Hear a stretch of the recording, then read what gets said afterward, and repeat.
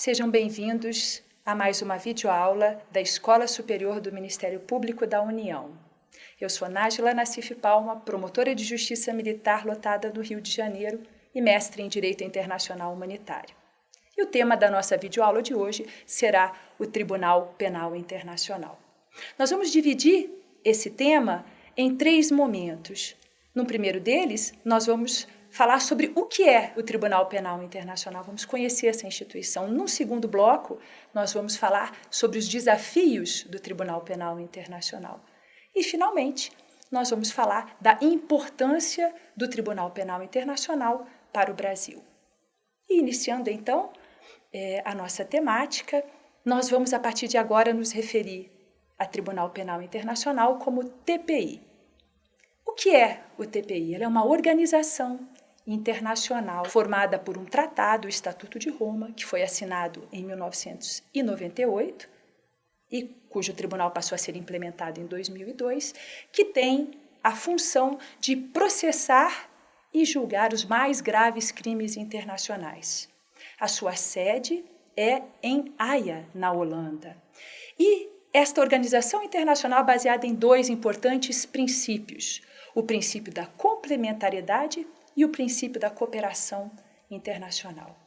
O princípio da complementaridade quer dizer que o TPI respeita a soberania nacional, porque compete primeiramente ao Estado, ao país, processar e julgar um criminoso internacional.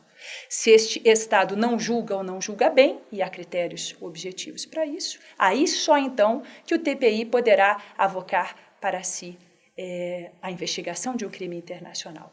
E o segundo princípio, da cooperação internacional, representa exatamente essa dependência que o TPI tem do apoio de todos os países para que possa cumprir a sua missão. Qual a relação que o TPI tem com a ONU?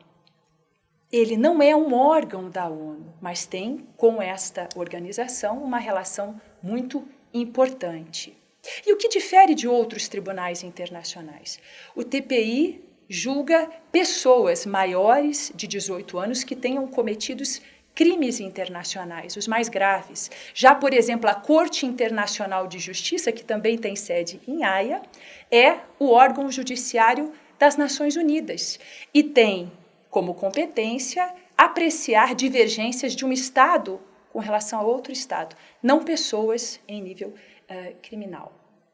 Outra questão que é interessante ressaltar da diferença do Tribunal Penal Internacional para outros tribunais penais internacionais que a gente conhece, como o para a ex-Iugoslávia e o de Ruanda.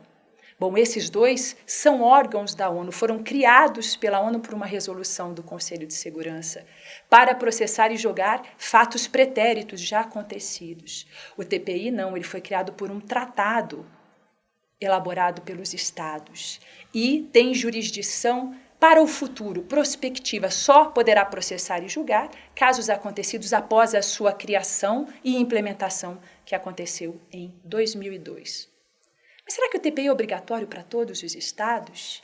Não, como é regra no direito internacional, o Estado ele se vincula a um tratado e hoje nós temos 123 Estados, países que ratificaram o Tribunal Penal Internacional. E a gente espera que essa lista sempre aumente. E com relação a esses Estados, o TPI pode exercer a sua jurisdição.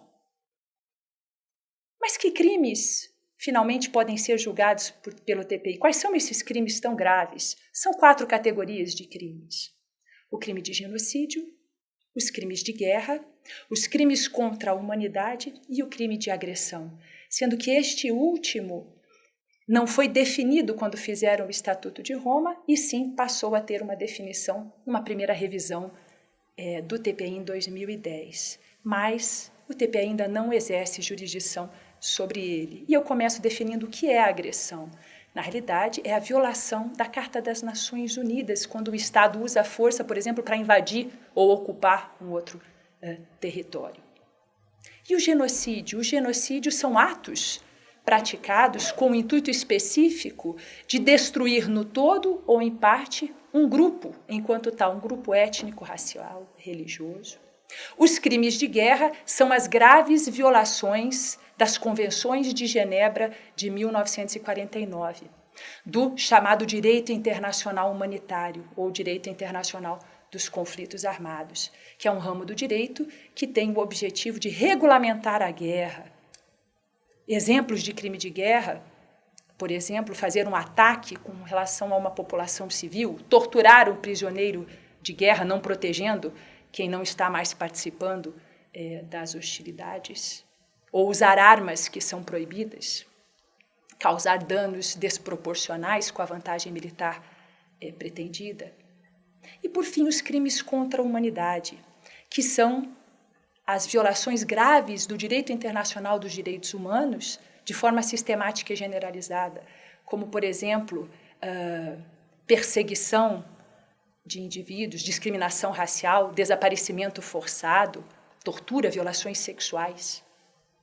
Essas são as 4 categorias dos crimes internacionais sobre as quais o TPI pode investigar e processar. Mas, afinal, quando e quem poderá iniciar uma investigação? Bom, o TPI só vale com relação aos estados que o ratificaram. E ele tem jurisdição após a sua criação, após 2002. Mas quem pode iniciar um caso no TPI? Nós temos 3 hipóteses.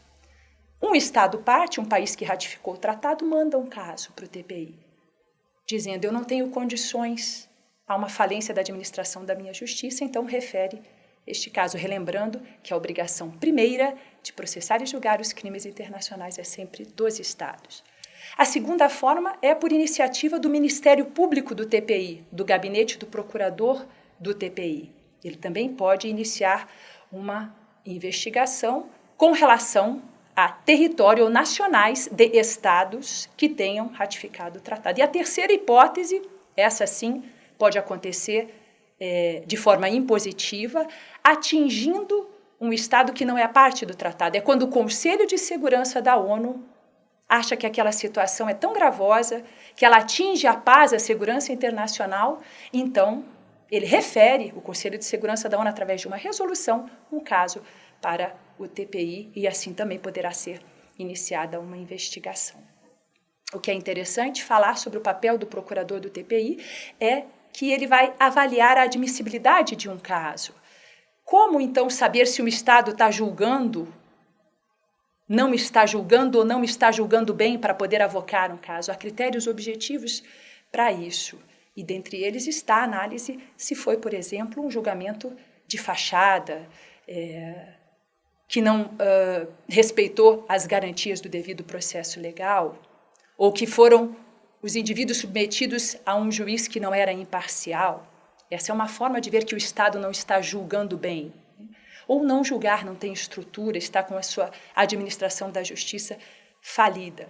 E, além disso, o procurador do Tribunal Penal Internacional poderá avaliar a gravidade, ver se o caso é suficientemente grave para iniciar uma investigação. E agora a gente vai ver como o TPI é organizado. São 18 juízes que são eleitos pelos Estados partes numa Assembleia Geral que se faz.